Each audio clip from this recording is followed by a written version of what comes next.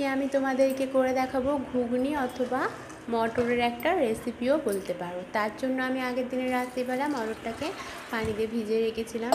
আবার আজও আমি মটরটাকে একটু পানি দিয়ে সিদ্ধ করে নিচ্ছি আর গ্যাসটা হাইতে রাখছি। আর এদিকে মটরটা সিদ্ধ হয়ে গেলে আমি একটা চুপড়ির সাহায্যে ছেঁকে নিয়েছি, আলু ও পেঁয়াজটা কেটে নিয়েছি। এদিকে একটা হাঁড়ি বসিয়ে তাতে পেঁয়াজ ও তেল দিয়ে নেড়েচেড়ে লাল করে নিচ্ছি। পেঁয়াজ ও তেলটা নেড়েচেড়ে লাল হয়ে আসতে দিয়ে দেবো মটর ও কেটে রাখা আলু। এগুলো দেওয়ার পরও একটু নেড়েচেড়ে আমি দিয়ে দেবো সমস্ত রকমের মশলা, যেরকম নুন, লঙ্কার গুঁড়ো, হলুদ গুঁড়ো, গরম মশলা গুঁড়ো, ধনিয়া গুঁড়ো। দেওয়ার পর আমি আবারও কষে নেবো। কষে নিয়ে দেখবে একটু একটু তেল ছেড়ে আসছে, তখন আমি দিয়ে দেবো আদা রসুনের পেস্ট। আদা রসুনের পেস্ট দেওয়া হয়ে গেলে আবারও যখন দেখবো লাল লাল হয়ে গেছে এবং তেল ছেড়ে এসেছে, তখন আমি কিন্তু দিয়ে দেবো পরিমাণ মতো পানি। দিয়ে আমি চাপা দিয়ে রাখবো। চাপা দেওয়ার পর আমি খুলে দেখবো আমার লোভনীয় ঘুগনিটি হয়ে গেছে।